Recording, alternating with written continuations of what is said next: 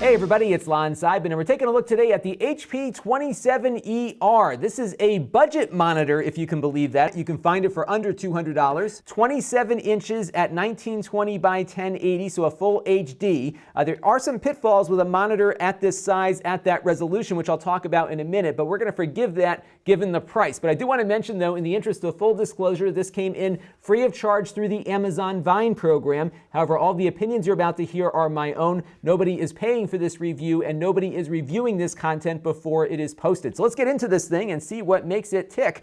Again, 1920 by 1080, 27 inches, a metal stand here, as you can hear. So it's got a nice industrial design, very thin bezels. The stand is actually pretty good at keeping it in place. It does wobble around a little bit, but not as much as I've seen on other budget displays. Now, this monitor cannot be adjusted up or down, but it does have a good degree of tilt to it, as you can see here, so you could probably find a position that works for your particular situation. One other thing to note is that you cannot mount it on a wall. There doesn't appear to be any VESA mounts for mounting this beyond using its included stand. Now, here's the thing: when you've got a monitor of this size at this resolution, you will see some pixels. It's not going to be super crisp and sharp like you might see on your phone or your tablet or smaller monitors that also run at the same resolution, because the bigger you get, the more distance there is between pixels. Everything is larger, so I would really like to see like a 1440p or a 4K display at this size, because you often sit very close to these monitors, so you're definitely going to notice some pixels on the screen, but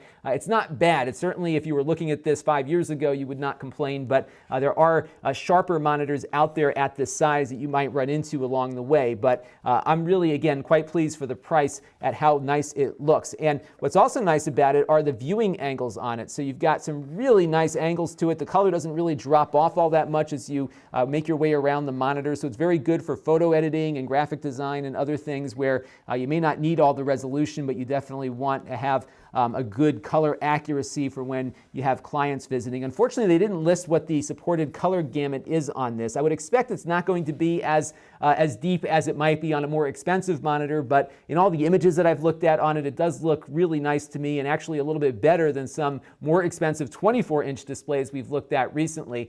Part of why it looks better is that they didn't put an anti-reflective coating on the monitor, so it'll be a little shiny here, as you can see as I pointed at my studio lights, but on these displays I often prefer to have it shinier because the image does look better and you don't lose the viewing angles as a result. You can take a look at some of the more recent monitor reviews that I've done. Most of those screens have had that coating on there, and it does impact the image quality, especially when you're looking at an angle on it. Now, this is an IPS display, which is why the viewing angles are so good. That does come at the expense of some things for gamers, though. So gamers really need fast response rates on their monitors. This is a 60 hertz monitor, so it does run at 60 frames per second, but the pixels don't update as fast as they might on a gaming monitor that will run maybe at 1 or 2 milliseconds in its response rate. This one has a 14 millisecond response rate. So you're going to get some blur and some maybe some ghosting when you're playing a very fast-moving game, which you won't see on a gaming monitor that might, even though it may run at 60 hertz or 60 frames per second, it'll look better on a 1 millisecond monitor versus this 14 millisecond one. There is a power brick involved, by the way, so you're not going to get your power cable as a single solution here in the back. And the reason is that this is really thin. I really am impressed with the industrial design on this one. So very thin display here, as you can see, and there's not a lot of room to get that power going on there.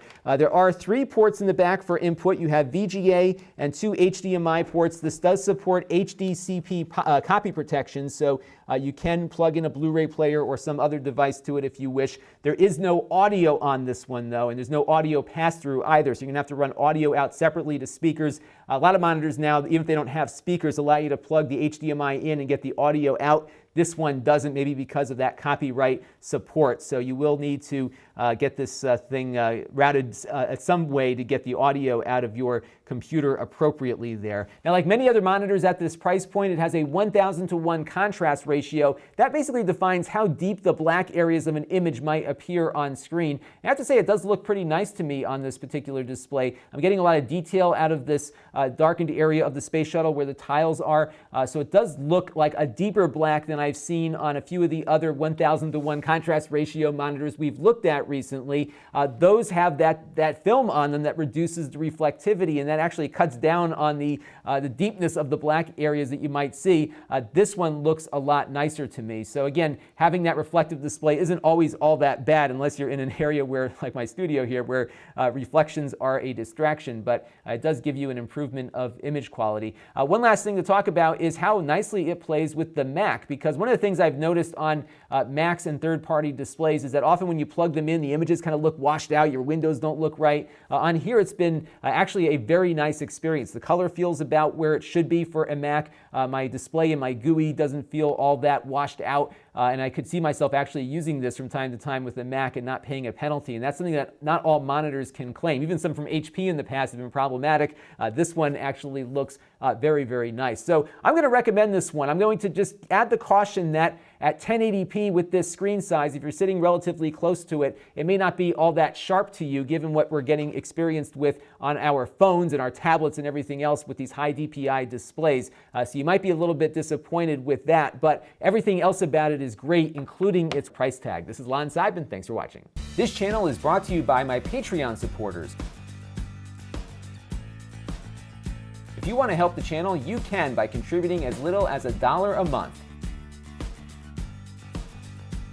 Head over to Lon.TV/Patreon to learn more. And don't forget to subscribe. Visit Lon.TV/S.